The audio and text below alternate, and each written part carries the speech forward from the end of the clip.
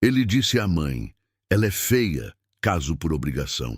Mas quando as portas da igreja se abriram no altar, o CEO de 180 milhões de reais congelou. Porque a mulher que caminhava até ele era a mesma que havia feito com que ele esquecesse, por 40 minutos, que existia um celular no bolso. Apoie o canal, deixando seu like e comentário, e vamos para a nossa história. Renato Cavalcante nunca imaginou que a frase mais cruel que já dissera na vida seria dita sobre uma mulher que ele ainda não havia enxergado de verdade. 40 anos, CEO da Cavalcante Empreendimentos, uma construtora que faturava 180 milhões de reais por ano. E ele nunca havia parado para considerar que havia diferença entre ver e enxergar. Não até aquela tarde de outubro em que o pai o chamou ao quarto e mudou o rumo de tudo. O escritório de Renato ficava no 14º andar de um prédio na Faria Lima, envidraçado do chão ao teto, com vista para a cidade que ele havia aprendido a ler em números. Metro quadrado por metro quadrado, valorização, retorno. São Paulo era, para ele, uma planilha gigante com janelas. Cada torre que subia trazia no seu rastro cifras, projeções, assinaturas. A vida era assim.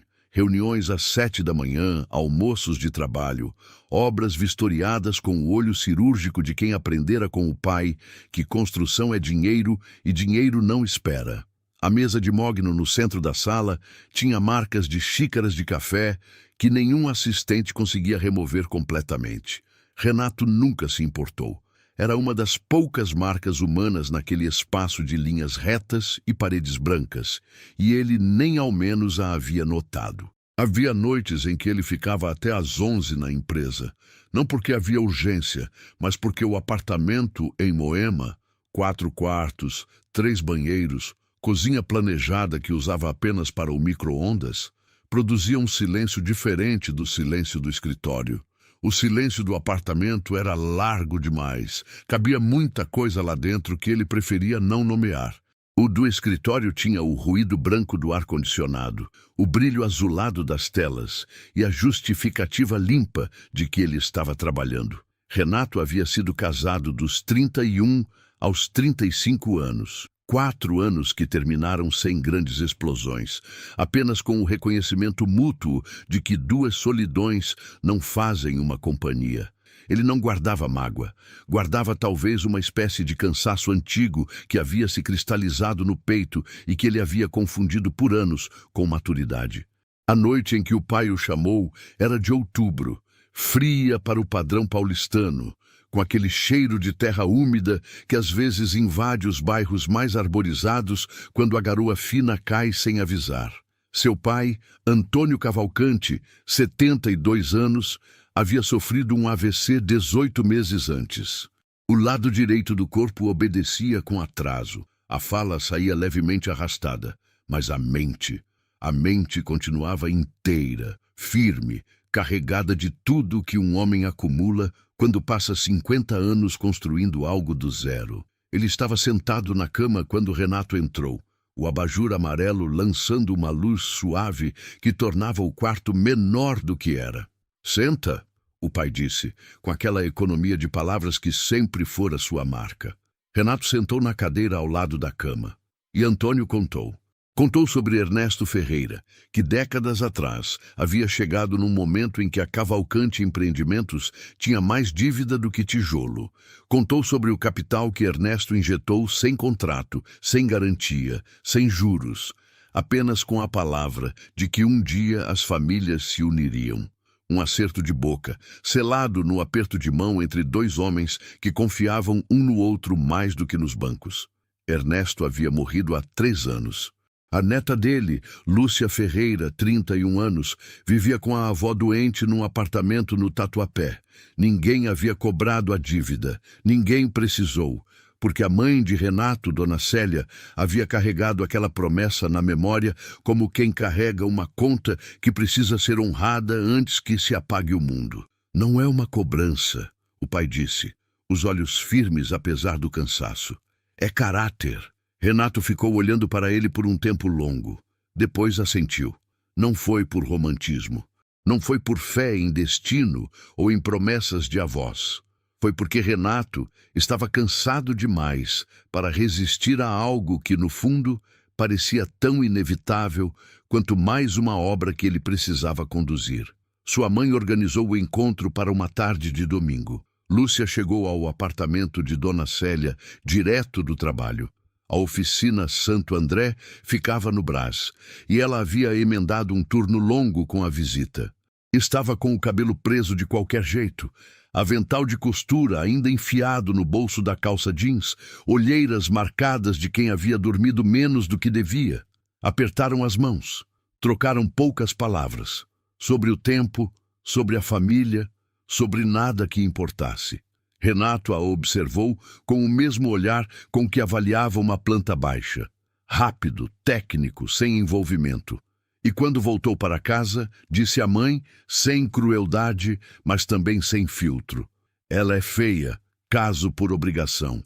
Dona Célia não respondeu. Olhou para o filho por um segundo, que durou mais do que um segundo, e depois voltou ao que estava fazendo. Havia uma dignidade no silêncio dela que Renato não soube ler naquela noite. O casamento foi marcado para 6 semanas depois. Igreja do Sagrado Coração, em Moema, cerimônia simples a pedido de Lúcia, sem ostentação, sem buffet para 200 pessoas, sem o tipo de festa que Renato poderia bancar sem sentir no bolso. Ele havia concordado com tudo sem perguntar por quê. Talvez, naquela altura, soubesse que ela pedia simplicidade não por modéstia calculada, mas porque não queria dever nada além do que já carregava. Naquelas 6 semanas, Renato cruzou com Lúcia Ferreira 4 vezes, e não soube, em nenhuma das 4, quem ela era. A primeira foi numa segunda-feira, às 7 da manhã, numa padaria do Brás, que ele jamais teria entrado por escolha. Estava no caminho de uma vistoria de obra, e o trânsito havia parado de forma absoluta na Avenida Celso Garcia, um acidente mais adiante que transformara a via em estacionamento. Ele saiu do carro, entrou na padaria para usar o banheiro e, quando voltou, decidiu pedir um café enquanto esperava o congestionamento abrir. O balcão era de fórmica com manchas de uso honesto, as cadeiras de plástico vermelho empilhadas contra a parede do fundo, o cheiro de pão saindo do forno misturado ao de café passado na hora, um aroma simples e absoluto que tomou o ar do lugar inteiro. Foi então que ele ouviu a risada. Não era uma risada planejada. Era o tipo de som que acontece quando algo genuinamente diverte, quando o corpo inteiro participa sem pedir licença. Breve, cheio, de quem não está monitorando como aparece para os outros. A mulher estava no balcão, xícara de café na mão, respondendo a algo que o dono do estabelecimento havia dito, e aquela risada durou menos de 3 segundos. Renato parou. Não de forma dramática, não com o coração disparado, mas parou, como quem ouve um som em meio ao ruído e de repente percebe que o resto havia sumido. Ele a viu de costas, o cabelo preso, uma blusa de algodão simples. Ela não o viu. Pagou o café, enrolou algo no bolso e saiu pela porta sem pressa. O trânsito havia aberto. Renato terminou o café dele sem pressa também, e não soube dizer mais tarde por que havia demorado mais do que precisava. A segunda vez foi num engarrafamento na Radial Leste, 12 dias depois. Ele estava no banco do motorista do seu carro, a viagem até a obra da Vila Prudente, transformada em 40 minutos, parado sob um sol que esquentava o asfalto até ele ondular. Havia o som dos carros, das buzinas esparsas, do rádio que ele havia desligado porque as notícias o irritavam naquele dia. Por puro reflexo, olhou para o lado. O ônibus na faixa ao lado estava parado também, a porta traseira alinhada com a janela do carro dele. Dentro do ônibus, uma mulher lia um livro. Não lia da forma distraída como se lê quando se está esperando por outra coisa. Lia com aquela concentração que cria uma bolha ao redor de quem lê, que transforma o caos ao redor em silêncio pessoal. O livro era grosso, a capa desgastada pelo uso, e ela segurava com as 2 mãos como quem protege algo frágil. O trânsito em volta era barulhento, denso, impaciente, e ela simplesmente não estava nele. Renato ficou olhando por mais tempo do que deveria para alguém que olhava para uma estranha no ônibus. O engarrafamento abriu, os veículos se separaram, e ele ficou com aquela imagem que não soube nomear. Apenas uma mulher que havia encontrado como estar presente num lugar que exigia que se estivesse em outro. A terceira vez aconteceu numa tarde de quinta-feira, no final de novembro, numa calçada da rua Bresser, que Renato percorria a pé depois de estacionar o carro numa vaga a meia quadra do cartório, onde havia resolvido uma pendência de escritura. Ele ouvia o som da cidade com aquela distância habitual, o barulho de São Paulo como pano de fundo constante, como o chiado de uma televisão ligada num quarto vazio. Foi o movimento que o chamou primeiro. Uma figura agachada na calçada, inclinada sobre outra figura menor, e a urgência contida nos gestos de quem está tentando ajudar sem assustar. Uma idosa havia tropeçado no rebaixo irregular da calçada e estava sentada no meio-fio, o joelho direito aberto, a expressão desorientada de quem não entende bem o que acabou de acontecer com o próprio corpo. A mulher, que havia parado para ajudá-la, segurava a senhora pelos ombros com firmeza. Não com o nervosismo de quem não sabe o que está fazendo, mas com a calma deliberada de quem sabe que calma é o que a outra pessoa precisa naquele momento. A senhora não levantou ainda, tá? Fica aqui comigo um segundo, ela dizia em voz baixa, enquanto com a outra mão procurava o celular no bolso. Renato parou. Não pensou. Desceu do meio-fio, se agachou do outro lado da idosa e perguntou com o que podia ajudar. A mulher olhou para ele, olhos escuros, a concentração de quem está gerenciando mais de uma coisa ao mesmo tempo, e disse que precisava de um carro para a UPA da Muca, que a senhora não devia caminhar com aquele joelho. Eu tenho carro, Renato disse. Era simples assim. Os dois ergueram a idosa com cuidado, um de cada lado, e a levaram até o veículo. Dentro do carro, o ar-condicionado fazia o som suave de sempre. A cidade passava pelas janelas, e a idosa murmurava que não queria dar trabalho para ninguém. Ao que a mulher respondeu, segurando a mão dela. A senhora não dá trabalho nenhum. Fica quieta e deixa a gente te levar. Na UPA, sentaram no corredor de espera lado a lado, enquanto a idosa era atendida. As cadeiras de plástico eram duras, a luz fluorescente cansativa, o cheiro de álcool e café frio misturados no ar da recepção. Havia uma televisão no alto da parede, transmitindo um programa que ninguém assistia. Renato percebeu, após alguns minutos, que não havia pegado o celular. Não havia verificado os e-mails, não havia aberto o aplicativo de mensagens, não havia feito aquele gesto automático de destrancar a tela para checar se havia alguma notificação urgente que provavelmente não era urgente. Ficou 40 minutos naquela cadeira sem fazer isso. Quando percebeu, estranhou a própria ausência do hábito. Eles conversaram. Não sobre nada importante, a princípio, sobre o estado das calçadas de São Paulo, sobre como a cidade tratava seus idosos, sobre a senhora que estava sendo atendida lá dentro. Ela disse que a mulher lembrava a avó dela, 78 anos, que morava com ela num apartamento de 38 metros quadrados no Tatuapé. Disse com naturalidade, sem constrangimento, sem o tipo de ressalva que as pessoas às vezes acrescentam quando falam de espaço pequeno na presença de desconhecidos. Ela tem osteoporose e teima em não usar a bengala. Ela acrescentou, com um sorriso que misturava exasperação e ternura em proporções iguais. Renato disse que a avó dele havia sido assim também. Teimosa de um jeito que parecia falta de juízo, mas que era, na verdade, uma forma de insistir que ainda estava inteira. A mulher olhou para ele e assentiu devagar, como quem reconhece algo verdadeiro quando escuta. Em algum momento, Renato disse que não conseguia se lembrar da última vez que havia esperado por alguém sem olhar o celular. Disse sem intenção de impressionar. Disse porque era verdade, e a verdade havia escapado antes que ele pudesse formatar. Ela sorriu e respondeu: "É bom saber que você ainda sabe fazer isso." Simples assim. Sem ironia, sem elogio calculado. Apenas o reconhecimento direto de algo que havia sido dito com honestidade. Renato não esqueceu mais a frase. Não soube, naquele corredor de plástico e luz fria, porque aquelas 10 palavras ficaram presas nele como pregos em madeira mole. Soube apenas que ficaram. A idosa saiu do atendimento com o joelho curativo e orientações para repouso. Não era familiar de nenhum dos dois, apenas uma senhora que havia tropeçado e que foi tratada como se importasse. Eles a ajudaram a chamar um táxi, e quando o carro foi embora, ficaram por um momento na calçada em frente à UPA, no final da tarde, com o sol baixo de São Paulo tingindo o céu de laranja e cinza. Trocaram apenas os primeiros nomes. Renato, ela disse o dela, mas ele não perguntou o sobrenome.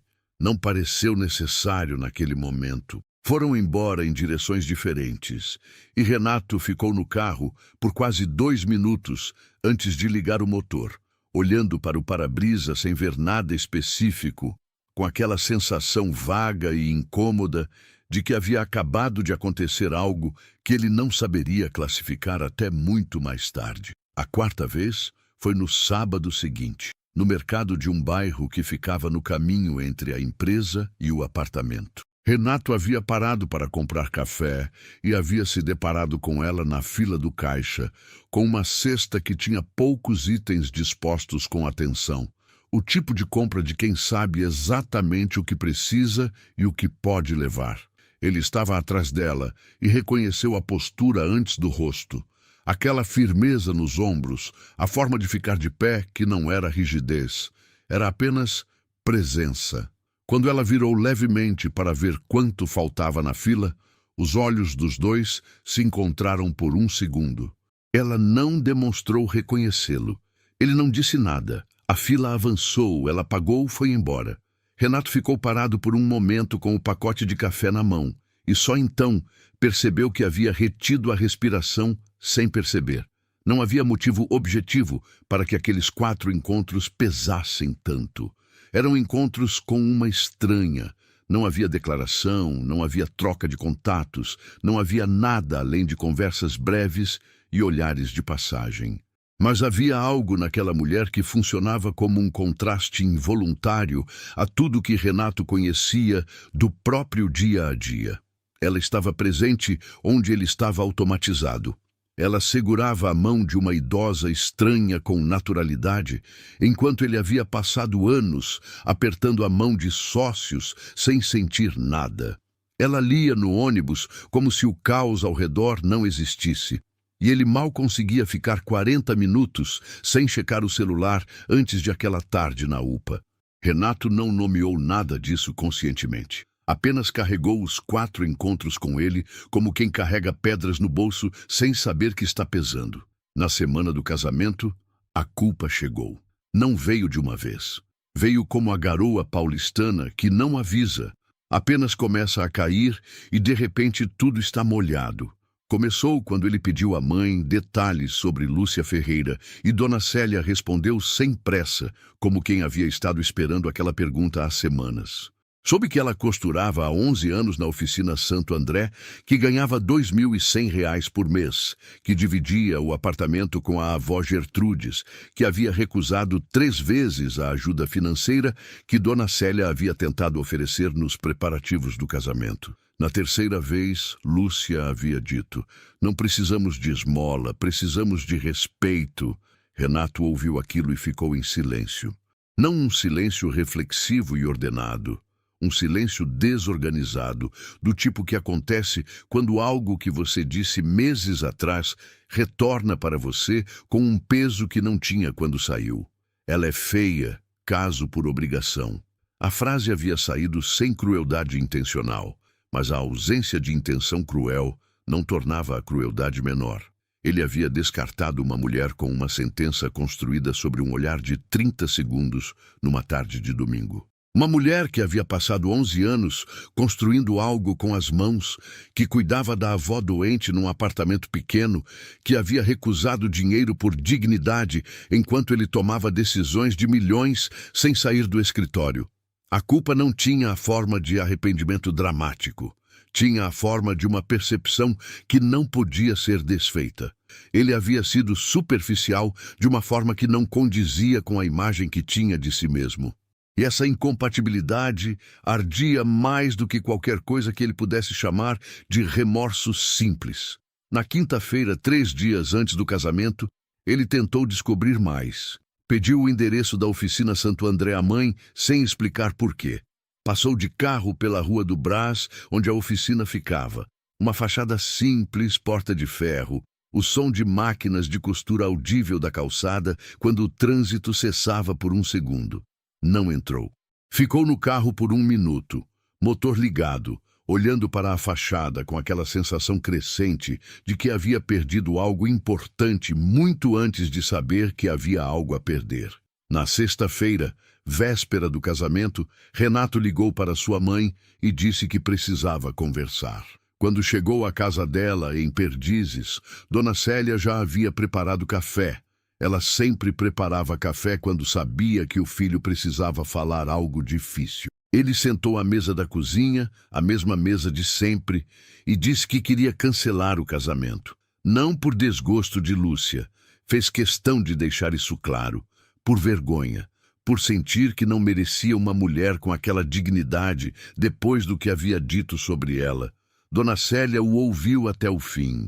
Depois ficou em silêncio por um tempo que pareceu calculado para que ele escutasse o próprio raciocínio sem interrupção. Então disse, com a mesma economia de palavras do marido: "Cancelar agora não é proteção, Renato, é fuga." Ele não respondeu. Tomou o café. Ficou até tarde. E quando foi embora, ainda não havia decidido. Mas havia algo diferente na forma como carregava aquela indecisão. Naquela noite, no apartamento silencioso de Moema, Renato ficou acordado até a 1 da manhã. Não no celular, não no computador. Sentado no sofá com a luz apagada, olhando pela janela para as luzes da cidade, aquela imensidão iluminada que ele havia aprendido a ler em números e que naquela noite se recusava a ser lida assim. Pensou na risada na padaria do Brás. Pensou na mulher que lia no ônibus como se o caos ao redor não existisse. Pensou em 40 minutos numa cadeira de plástico sem pegar o celular e em 10 palavras que haviam ficado nele como pregos. Pensou em Lúcia Ferreira dizendo: "Não precisamos de esmola, precisamos de respeito." E em si mesmo, meses antes, usando uma frase curta e descuidada para descartar uma pessoa inteira. Não era raiva de si mesmo, era reconhecimento. Era a dor específica de ver com clareza algo que preferia não ter visto. Às 2 da manhã, ele foi dormir, e de manhã foi ao casamento. O sábado amanheceu com aquela luz particular de São Paulo no fim de novembro. Sol branco, ar levemente úmido, o tipo de manhã que não é quente nem fria, mas que tem uma presença própria, como se a cidade houvesse decidido, por uma vez, não competir com o que estava prestes a acontecer dentro dela. Renato acordou às 7h30, tomou banho em silêncio, colocou o terno cinza escuro que havia mandado buscar na alfaiataria, sem pensar muito na escolha. Não tomou café. Ficou por um momento na janela do quarto, olhando para a rua lá embaixo, para os carros ainda escassos de um sábado cedo, para a árvore na calçada oposta que havia perdido metade das folhas sem que ele tivesse notado quando. Às 9h15, saiu do apartamento. O porteiro do prédio disse bom dia com o sorriso de sempre e Renato respondeu. E percebeu, enquanto esperava o elevador da garagem, que havia respondido de verdade, não no automático. A igreja do Sagrado Coração ficava a 6 minutos de carro. Ele foi devagar, sem pressa, com a janela levemente aberta para o ar da manhã. São Paulo tinha esse dom às vezes, nas horas certas, de parecer quase quieta. Os bairros mais arborizados de Moema, com suas calçadas largas e seus jacarandás, que não tinham pressa nenhuma. Estacionou a 2 quarteirões de distância e foi a pé. Não por sentimentalismo, apenas porque havia tempo e porque o movimento das pernas em direção a algo parecia mais honesto do que chegar de carro como se fosse uma reunião. O coração batia no ritmo normal de alguém que estava com medo sem querer admitir que estava com medo. A igreja era de fachada discreta para os padrões do bairro. Pedra calcária, portal de madeira escura. os vitrais coloridos visíveis apenas por dentro. Havia poucas pessoas do lado de fora.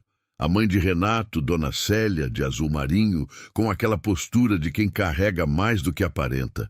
Um primo de segundo grau que Renato mal conhecia. A advogada da família que fora convidada por afeto, não por protocolo.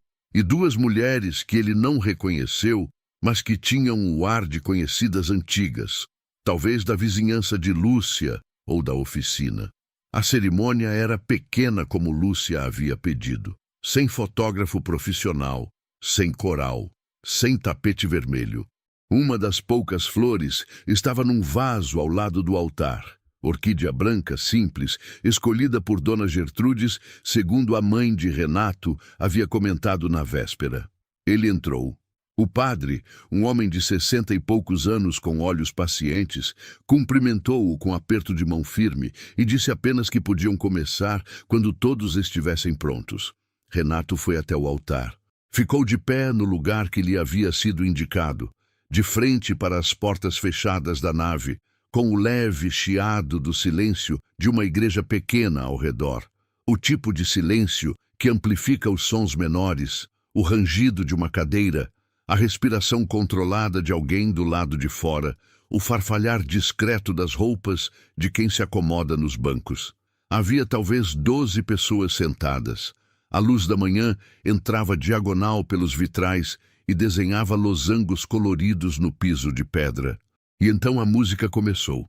Não era um órgão majestoso, não era coral, era apenas um violão, tocado por alguém que Renato não conseguia ver do ângulo onde estava, com uma melodia simples e grave que preencheu o espaço da nave com a precisão de algo escolhido para aquele lugar específico. As portas da igreja se abriram. A luz da manhã entrou primeiro. Densa, branca, transformando a abertura das portas num retângulo luminoso que por um segundo não deixava ver nada além de luz. Então a silhueta avançou dentro daquela luz, e Renato sentiu algo dentro do peito que não era batimento cardíaco, não era respiração, era uma parada. Como quando um relógio para e o silêncio repentino do tic-tac é mais ensurdecedor do que o próprio som havia sido. O vestido era de renda bege, não branco, uma escolha que Renato só compreenderia completamente mais tarde, quando soubesse que ela havia escolhido a cor deliberadamente, porque não queria mentir sobre o que aquela cerimônia era. Um começo, não uma fantasia. A renda tinha um trabalho miúdo, preciso, com padrões que se repetiam nos ombros e na barra, e havia algo naquela precisão que só quem havia feito aquilo com as próprias mãos poderia ter imprimido. Cada ponto havia sido dado à noite, depois dos turnos longos na oficina, com a luz do abajur no quarto pequeno do apartamento do Tatuapé, a avó Gertrudes dormindo no outro cômodo, com a respiração suave dos que dormem bem. 3 semanas de noites. Renato não sabia disso ainda, mas olhava para o vestido e sentia que havia algo nele que não se compra em loja. O cabelo estava solto, não arrumado com spray e grampos e aquela rigidez de noiva que parece mais uniforme do que escolha. Estava solto, simplesmente como havia sido em todas as outras vezes que ela havia passado pela vida de Renato sem que ele soubesse. Liso, escuro, caindo pelos ombros com a naturalidade de quem não precisou fingir ser outra para entrar numa igreja. E o rosto, sem maquiagem pesada, apenas os traços dela, com a mesma clareza de quando havia sorrido para ele no corredor da UPA, numa tarde de quinta-feira entre cadeiras de plástico e luz fluorescente. Renato congelou. Não foi uma reação pequena e interna que ele conseguiu esconder atrás da compostura de quem dirige uma empresa de 180 milhões de reais. Foi uma parada visível, uma rigidez nos ombros, as mãos que esfriaram de uma vez, como se o sangue houvesse decidido recuar para algum lugar mais seguro. O padre percebeu. Dona Célia, no primeiro banco, percebeu. E na sua direção havia algo que não era surpresa. Era confirmação. A mulher que havia descartado com 7 palavras numa noite de outubro era a mesma que havia feito com que ele esquecesse, por 40 minutos, que existia um celular no bolso. Ela avançava pela nave com passos medidos, o buquê pequeno na altura do cinto, orquídeas brancas como a do altar, o mesmo gesto de Dona Gertrudes transposto em flores. Não havia ninguém ao lado dela para conduzi-la. Havia escolhido entrar sozinha, o que Renato só entenderia depois como uma declaração que ela não havia precisado fazer em voz alta. Ela chegava até o altar porque havia escolhido chegar, não porque havia sido conduzida. Cada passo era consciente. Cada passo dizia isso. Quando ela chegou ao altar e ficou de frente para ele, os olhos dos dois se encontraram e Lúcia Ferreira o reconheceu. Não foi um reconhecimento gradual. Foi imediato, um acendimento atrás dos olhos que durou menos de 1 segundo e que disse tudo sem dizer nada.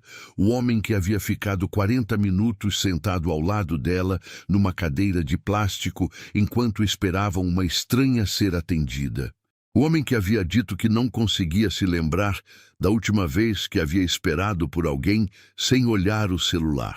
Era ele. Estava ali, no altar onde ela havia concordado em aparecer, não por ilusão, não por pressão, mas por uma decisão que havia tomado com os olhos abertos, honrar o que precisava ser honrado e depois ver o que acontecia. Ela não demonstrou o reconhecimento para os outros. Apenas ergueu levemente o queixo, não por orgulho ferido, não por provocação, mas por algo mais fundamental. Ela estava ali por escolha e queria que ele soubesse disso. Não era submissão, não era resignação, era a presença deliberada de uma mulher que havia decidido que aparecer era a coisa certa a fazer, independente do que o homem à sua frente houvesse dito sobre ela numa noite que ela conhecia, mas que ele não sabia que ela conhecia. A cerimônia foi breve. O padre falou das promessas com a solenidade simples de quem acredita no que está dizendo. Renato respondeu às perguntas com voz firme, mas havia uma qualidade diferente na firmeza. Não a firmeza de quem está cumprindo o protocolo, mas a firmeza tensa de quem está tentando permanecer presente num momento que é grande demais para o hábito que ele havia desenvolvido de reduzir as coisas a tamanho gerenciável. Lúcia respondeu com clareza, olhos no padre, as mãos segurando o buquê pequeno com aquela mesma firmeza calma que havia segurado os ombros de uma idosa numa calçada da rua Bresser. Quando as alianças foram trocadas, simples, de ouro liso, sem pedras como ela havia pedido, Renato sentiu o metal frio na mão dela por 1 segundo antes de soltar. Ela não puxou a mão imediatamente. Ficaram um instante assim, o toque ainda presente, e ele não soube depois dizer se havia durado 2 ou 10 segundos, porque havia parado de medir o tempo da mesma forma que havia parado de medir outras coisas naquela manhã. Depois da cerimônia, enquanto os poucos convidados conversavam baixinho na nave e Dona Célia abraçava Dona Gertrudes, que havia chegado com dificuldade, mas havia insistido em estar ali, bengala e tudo, Renato pediu que ficassem a sós por um momento. Lúcia assentiu sem expressão legível. Foram para a sacristia, um cômodo pequeno ao lado do altar, com paredes de pedra e uma janela alta por onde entrava um retângulo de luz clara. Havia um banco de madeira escura ao longo de uma parede e uma mesa com um crucifixo de bronze. O cheiro era de cera antiga e pedra fria. Renato ficou de pé por um momento de costas para a janela, olhando para ela. Ela esperou.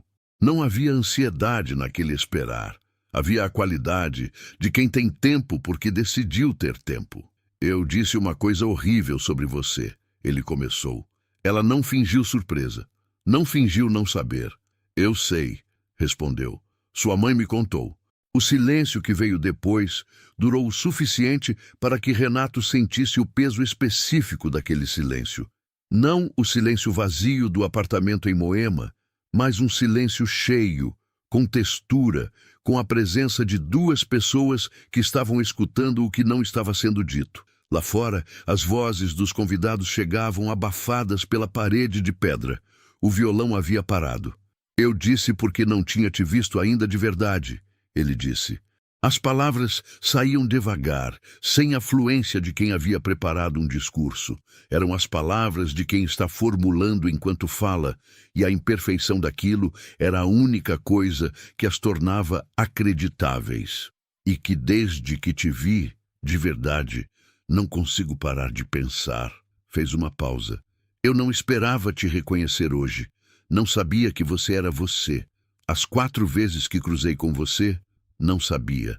Lúcia o estudou por um momento. Havia uma atenção no olhar dela que ele havia notado pela primeira vez na calçada da rua Bresser. O tipo de atenção que não avalia para julgar, mas para entender. Eu sabia que você não sabia, ela disse por fim. Achei que era melhor assim. Por quê? Ela considerou antes de responder. Porque se você soubesse, cada encontro teria sido sobre nós, sobre o acordo, sobre o casamento. Uma pausa pequena. Do jeito que foi, você me viu do jeito que eu sou, quando não estou sendo vista. Renato ficou olhando para ela. Havia algo naquela frase que chegou mais fundo do que ele estava preparado para receber. A consciência de que ela havia carregado aquele conhecimento pelas semanas todas, que havia estado presente em cada um daqueles encontros, sabendo quem ele era, e havia escolhido não revelar, não para manipular, mas para que alguma coisa pudesse ser genuína antes que tudo virasse protocolo. Sentiu algo apertar no peito com uma intensidade que não era dor, era reconhecimento. Era a sensação específica de estar diante de alguém que havia sido mais cuidadosa com a possibilidade de conexão do que ele havia sido com a pessoa inteira. Você merecia saber o que eu disse, ele disse, e eu precisava dizer que foi errado. Não por você ter provado nada, você não me devia nenhuma prova, mas porque eu precisava ouvir a mim mesmo dizendo. Ela não respondeu imediatamente. Ficou olhando para ele com aquela atenção que não pressa, e quando falou, foi com uma voz tranquila que não era frieza. Era a calma de quem sabe o que quer dizer. Então vamos começar daqui. Uma pausa. Não da promessa dos nossos avós, não do casamento de hoje. Daqui, me conhecendo de verdade. Renato assentiu devagar. Havia algo naquele assentimento que era diferente dos assentimentos que ele havia dado a vida inteira em reuniões e negociações e arranjos. Havia escolha nele. Não a escolha do cansaço, que concorda para encerrar, mas a escolha de quem viu uma direção e decidiu ir. Os meses que vieram depois não foram suaves do começo ao fim. Foram do tipo que exige atenção constante, como uma planta que precisa de água todos os dias e morre se você confunde cuidado com intensidade. Renato havia aprendido durante 40 anos que os problemas grandes se resolvem com decisões grandes, que o tamanho da solução precisa corresponder ao tamanho do desafio. O que Lúcia foi ensinando sem usar essa palavra, sem montar nenhuma aula, foi que algumas coisas não se resolvem, se constroem, tijolo por tijolo, dia por dia, com a mesma paciência que ela havia aplicado a cada ponto do vestido de renda bege nas noites de novembro. Renato, que havia passado a vida inteira no negócio de construção, demorou algumas semanas para entender a ironia de que nunca havia aprendido isso de verdade. Os primeiros dias foram estranhos com a estranheza honesta das coisas que não fingem ser o que não são. Eles não tinham a intimidade fabricada dos casais que precisam performar felicidade para uma plateia. A cerimônia havia sido pequena demais para criar aquela pressão, e o apartamento de Moema, onde Lúcia chegou, com 2 malas e uma caixa de livros, era grande demais para que a proximidade fosse forçada. Ela ocupou o quarto de hóspedes no primeiro mês. Não por acordo formal, não por protocolo, simplesmente porque os dois, sem precisar discutir, entenderam que havia um ritmo para as coisas e que apressar não era o mesmo que avançar. Renato não insistiu. Essa ausência de insistência foi, ela disse muito depois, a primeira coisa que o fez ganhar crédito real junto a ela. Ela continuou indo à oficina Santo André todas as manhãs. Saía às 6h40, pegava o metrô na estação Eucaliptus, trocava na Sé e desembarcava no Brás às 7h20. Renato descobriu isso não porque ela o havia contado. Descobriu porque numa segunda-feira acordou mais cedo que o habitual e a encontrou na cozinha às 6h25, tomando café de pé, o casaco no braço, a bolsa no ombro, os cabelos ainda levemente úmidos do banho. Havia algo na visão daquela mulher de pé na sua cozinha de manhã cedo, a cozinha planejada que ele usava apenas para o micro-ondas, que o fez parar na soleira da porta sem dizer nada por um segundo. Ela o viu, disse bom dia com naturalidade, perguntou se queria café. Ele disse que queria. Tomaram café juntos em silêncio por 10 minutos antes que ela fosse embora. E aquele silêncio foi diferente de qualquer silêncio que ele havia habitado no apartamento até então. Não era o silêncio largo demais, que cabia muita coisa que ele preferia não nomear. Era um silêncio com companhia.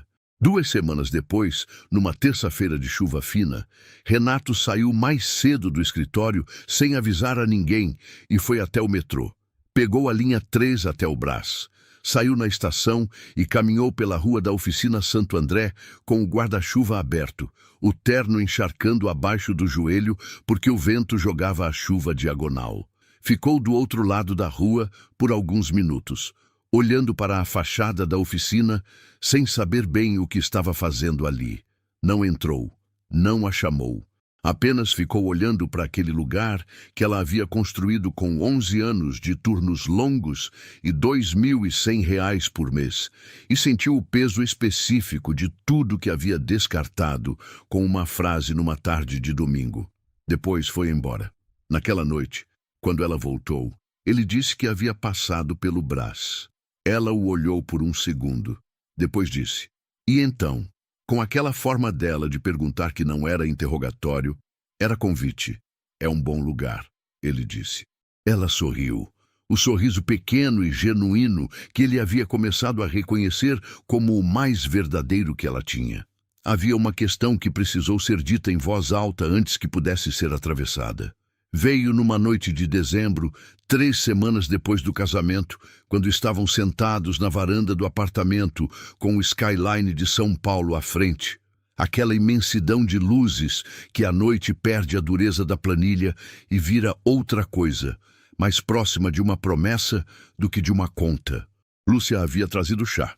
Ela bebia chá à noite, sem cerimônia, numa caneca de cerâmica azul que havia chegado na caixa de pertences dela e que ocupava agora o segundo prateleiro da cozinha com a autoridade silenciosa das coisas que pertencem a um lugar. Renato tinha um copo d'água. Ficaram em silêncio por um tempo, olhando para as luzes, e então ela disse sem preâmbulo, o que você esperava que eu fosse? Não era uma pergunta com ponto de interrogação. Era uma afirmação que pedia resposta. Renato ficou com ela por um momento antes de falar. Não esperava nada, disse por fim, porque não olhei direito. Ela assentiu devagar. E agora? Dessa vez, era pergunta de verdade. Ele pensou com cuidado. Não o cuidado de quem escolhe as palavras para impressionar, mas de quem escolhe porque a honestidade exige precisão. Agora eu vejo alguém que foi mais cuidadosa com a possibilidade de nos conhecermos do que eu fui com você inteira, e que ainda apareceu. Uma pausa. Não sei se mereço isso ainda, mas estou aqui para tentar. Lúcia ficou olhando para ele por um tempo longo. Depois olhou para as luzes da cidade. Minha avó me disse uma coisa quando eu disse que ia aparecer no casamento, mesmo sabendo o que você tinha dito. Ela disse, gente que nunca errou é gente que nunca arriscou nada, mas gente que erra e não enxerga é gente que vai errar de novo. Uma pausa pequena, o chá esquentando as mãos dela através da cerâmica azul. Eu fui ao casamento porque achei que você podia ser do segundo tipo, que podia enxergar. Não havia concessão fácil naquilo, havia avaliação. E Renato entendeu que aquela frase não era o fim de uma conversa. Era o começo de um período em que ele precisaria provar, não com palavras, mas com a consistência das escolhas diárias que ela havia julgado certo. Janeiro chegou com o calor pesado de São Paulo, que faz o asfalto soltar um vapor que você quase pode ver. Renato começou a pegar o metrô às sextas-feiras. Não para impressionar, não para fazer gesto simbólico. Começou porque, numa sexta-feira, Lúcia havia dito que o metrô na hora do rush era uma das coisas mais honestas de São Paulo, que ali todo mundo era igual, porque o espaço forçava a igualdade. E ele havia ficado com aquilo. Na primeira sexta, saiu do escritório às 18h30. Desceu pela Faria Lima até a estação, entrou na plataforma com aquela massa humana que a cidade inteira parecia ter decidido mover ao mesmo tempo. Era barulhento, quente, sem espaço para o tipo de distância que ele havia passado anos comprando com metro quadrado. Ficou na vagão, sem segurar no apoio por descuido, e quase caiu quando o trem freou. Um homem ao lado dele, de macacão de obra, segurou seu braço por um reflexo. Firmeza, o homem disse, sem virar o rosto, com a naturalidade de quem ajuda porque é o que se faz. Renato disse obrigado. Saiu na estação da Sé, trocou de linha, chegou ao Brás. Esperou Lúcia na saída da oficina. Ela o viu e parou. De metrô? Ela disse. De metrô? Ele confirmou. Ela não fez mais comentário. Mas andaram de volta para casa lado a lado, e havia algo diferente naquele caminhar. O tipo de diferença que não tem nome específico, mas que os dois reconheceram ao mesmo tempo. Dona Gertrudes foi uma personagem central daqueles meses, de uma forma que nenhum dos dois havia antecipado.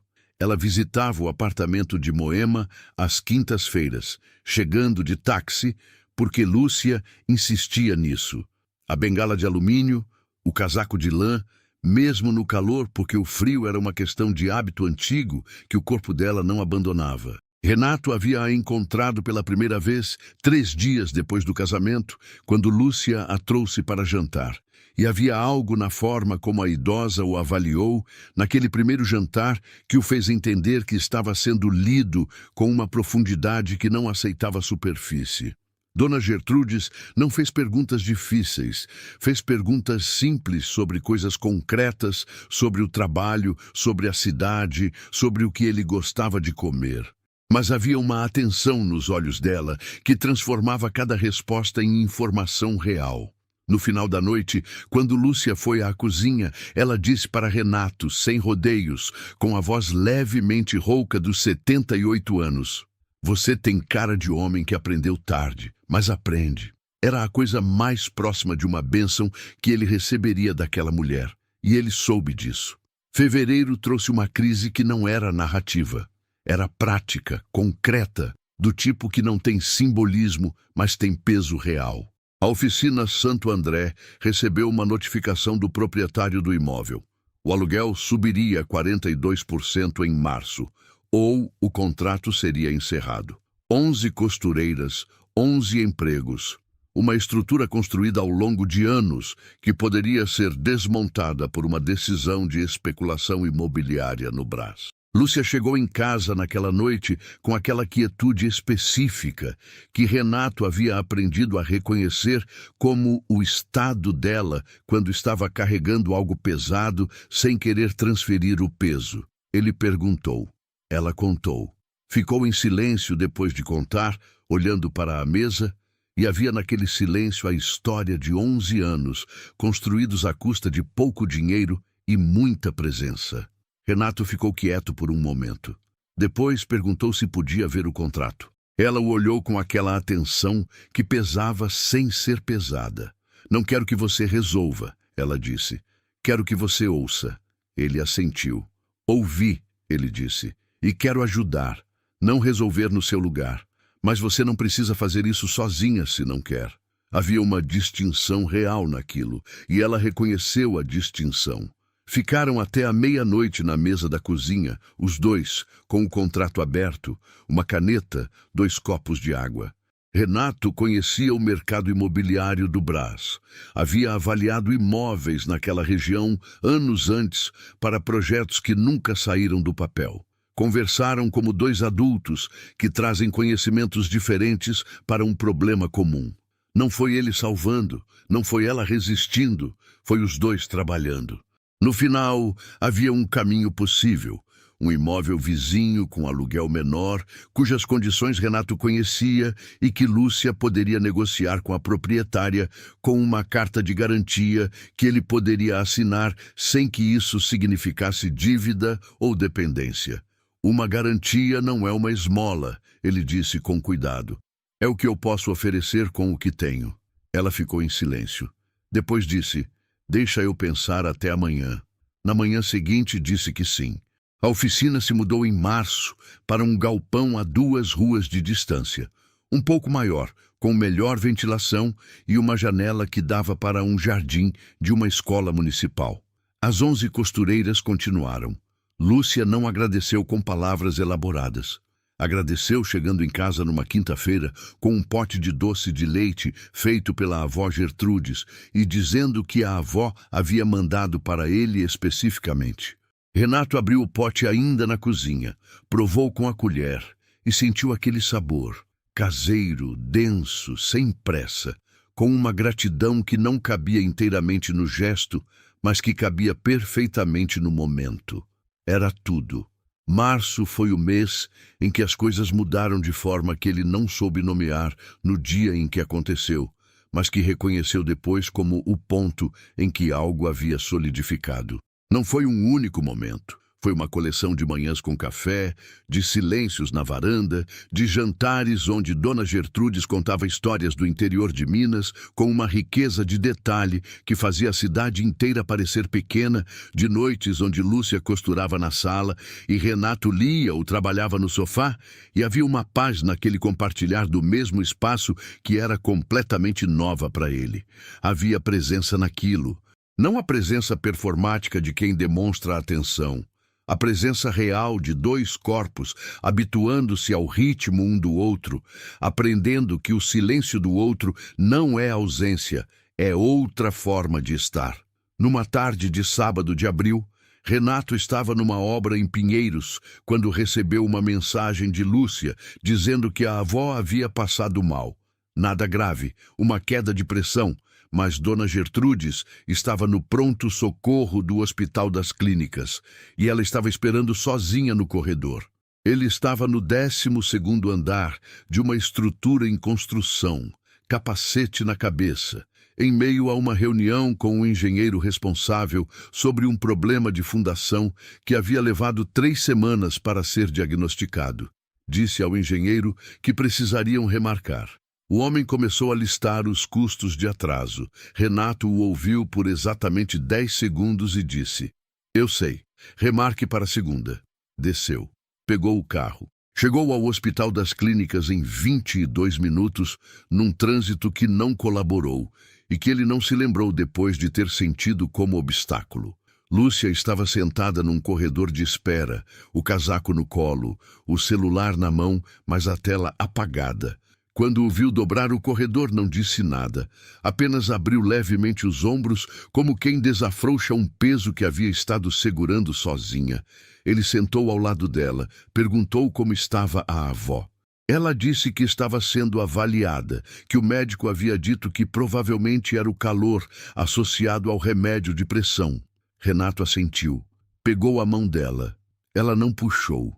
Ficaram assim por 50 minutos, até o médico sair com o laudo. Era isso mesmo, ajuste de medicação, repouso, nada grave. Dona Gertrudes saiu da avaliação com o humor intacto e a bengala firme. Olhou para os 2 no corredor e disse, com a pragmaticidade dos 78 anos, não precisavam ficar os 2, mas fico contente que ficaram.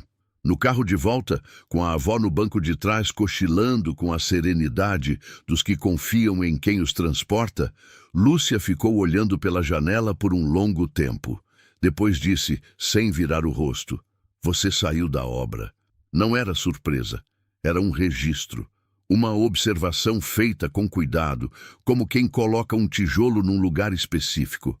Saí, ele disse. Ela ficou em silêncio por mais um momento. Depois disse, ainda para a janela, obrigada. E havia naquele, obrigada, uma camada que não era sobre o hospital. Era sobre tudo que havia precedido o hospital. Sobre todos os dias em que ele havia escolhido estar de forma que ela havia ido notando, somando, pesando com aquela atenção dela que não julgava, mas que tampouco ignorava. Era o obrigada de quem reconhece uma mudança real quando vê uma. Numa tarde de maio, um sábado, foram ao Parque Ibirapuera. Não foi planejado como programa. Foi o resultado natural de uma manhã sem agenda, de um céu que havia decidido ser azul de forma quase exagerada, de Dona Gertrudes que havia dito na quinta anterior que o parque em maio era uma das melhores coisas de São Paulo e que os dois deveriam ir. Levaram água e nada mais. Caminharam pelo entorno do lago, devagar, sem destino específico dentro do parque, com aquele ritmo que as pernas encontram quando não precisam chegar em hora certa. As crianças corriam nas gramadas ao redor, os cachorros puxavam as coleiras, 2 adolescentes jogavam frisbee com a seriedade técnica de quem pratica. O cheiro era de grama úmida e terra, e o sol de maio em São Paulo tinha aquela temperatura perfeita de quem finalmente parou de insistir no verão. Pararam num banco próximo ao lago. A água refletia as nuvens altas com aquela paciência que a água tem. Renato ficou olhando para o reflexo por um tempo. Havia uma frase que estava formando há semanas que ele havia carregado sem encontrar o momento certo. E então percebeu que o momento certo era aquele, não porque havia perfeição no cenário, mas porque a perfeição não era o que ele estava buscando mais. Eu pensei por um tempo que não merecia isso, ele disse. Você. Lúcia o olhou. Sei, ela disse. Eu sei que você pensou isso. Uma pausa. Mas merecimento não é o ponto, Renato. O ponto é o que você faz com o que tem.